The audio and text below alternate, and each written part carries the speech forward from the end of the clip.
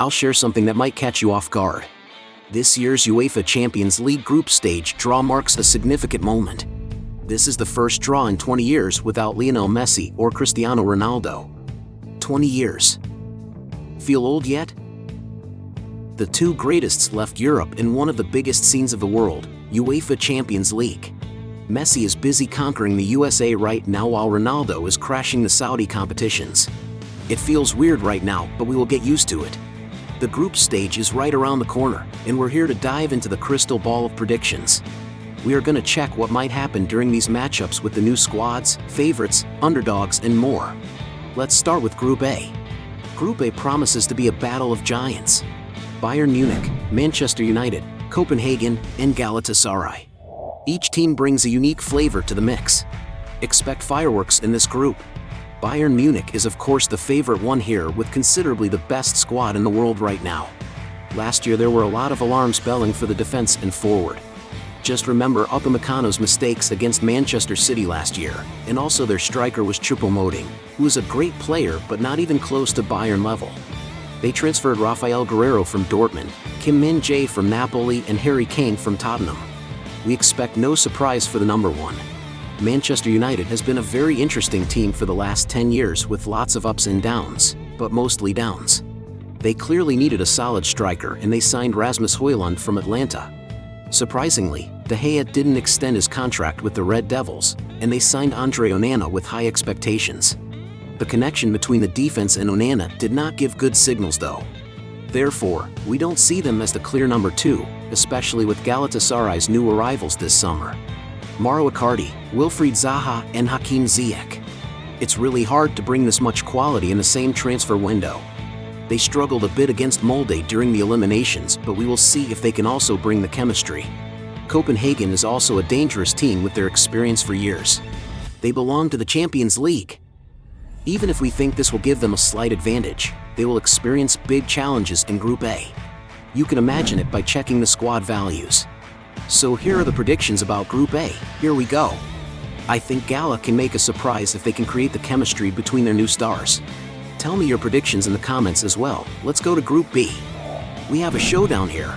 Sevilla, Arsenal, PSV Eindhoven, and Lens are all set to showcase their prowess. Arsenal, as the second most valuable team in the world right now, looks really strong here. They are clearly the favorite one. But the other three, they can all manage to make it to the next round. If we consider the fate of Sevilla, they will probably finish the group as the third, go to the Europa League and win it obviously, right? Jokes aside, we expect them to qualify for the next round this time. PSV and Lens will be fighting for the third place, but I doubt that Lens can make it there since they sold their two most effective players, Seko Fofana and Lois Openda, which could have diminished their overall strength. Therefore, they are our number 4 in the group. So let's see it clearly. Arsenal with the lead with lots of entertaining matches, Sevilla the second, PSV to the Europa League, and Lens with the 4th place. Now, moving on to Group C, which offers a clash of footballing styles. The elegance of Napoli, the Galácticos of Real Madrid, the resilience of Braga, and the rising force of Union Berlin, all on one stage. Real Madrid started with 4 wins in La Liga, but when we dive deeply into the matches, we saw that they were a bit shaky. Real Madrid's missing players, including Courtois and Vini Jr., have left them needing to adapt, so I think that they can have a quite hard time securing first place. Napoli, on the other hand, managed to retain key players like Kvara and Osimhen. Kim Min-jae, though, decided to join Bayern Munich. That must hurt. Both Madrid and Napoli can manage to save 12 points in total from Braga and Union Berlin, but the clash between them will be determinant. Since Madrid turned into a hospital right now, the Madridistas hope that the injured players come back strong until the match against Napoli on October 3rd. But anyways, they will have a slight advantage for top compared to Blues. For the other half of the table, Union Berlin's potential 3rd place may be considered as a surprise since they were at pot 4, but their squad value is higher than Braga's. These two will be fighting for the Europa League stage. Braga gave Panathinaikos so many opportunities during the eliminations, but they could secure the group stage. Union Berlin would not be that much generous against a similar performance. So here we are, Real Madrid as the first, Napoli and Berlin following, and Braga in the last place. Don't forget to mention your thoughts in the comments. Let's shift our focus to Group D. Inter, as the last finalist of Champions League, looks like one step ahead for the first place, but Benfica, Salzburg and Real Sociedad, 3 of them are no joke. One mistake and you can find yourself behind.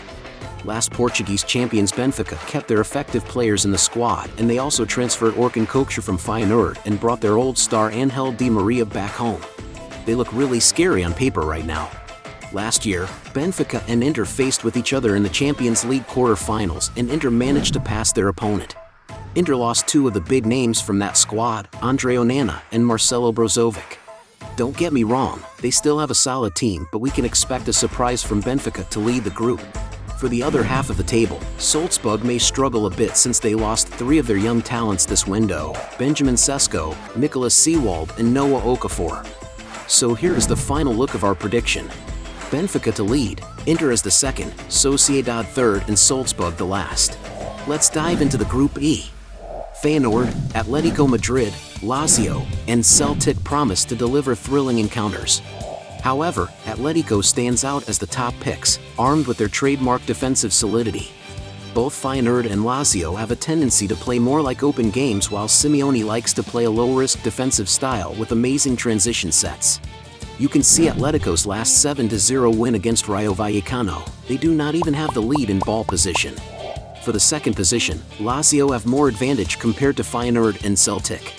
They also had an amazing transfer window behind with Daichi Kamada, Guendouzi and Nicolo Ravella transfers. Celtic seems to lose strength during the past years. Even if they manage to make it to the group stage, we don't see them qualify for the next rounds for quite some time. It's like they lose their heritage. So I prefer Feyenoord for third place in Group E. So our prediction looks like this one here. It's guaranteed that we will see amazing matches.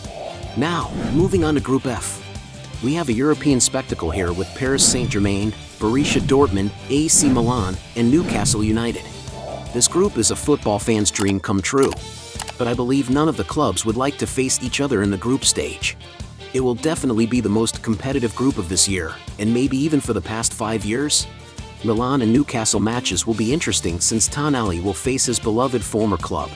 As you might know, Tonali transferred from Milan to Newcastle for €64 million even if he didn't want to leave the club, but the club needed money so they sold him. Now he will be back at San Siro. What a feeling, right? Each team can finish the group on top and no one will say how. PSG look more dominant with especially their high squad value, but after Messi and Neymar's departure, it is still questionable how Dembele and Asensio will fill their gap. Mbappe still has a big impact though, that's why we put PSG on top. He has the ability to win any match by himself. The following of PSG will be AC Milan on our side. They were almost on finals last year. The club has a big history in the Champions League, but the current players have lack of experience. Last year, they managed to break it. Borussia Dortmund seems like they are a bit far away from their prime because of their Bundesliga performance. They are considerably successful in the Champions League. You can see them in the round of 16 almost all the time, but this year, we believe that they will finish at the bottom and Newcastle could be heading to the Europa League. So here is how our prediction looks in the end. All the football world is looking forward to seeing these matches. So, 2 more to go. Let's move to Group G. Manchester City looks so comfortable in the group with Leipzig, Crvena Zvezda, and Young Boys. We will probably see lots of rotation from City. Leipzig, on the other hand, have a fresh memory of a big defeat by Manchester City. This is a matchup they wouldn't like it to happen the most, we believe. But they will probably not have any struggles for second place since there is a big level difference between the other teams.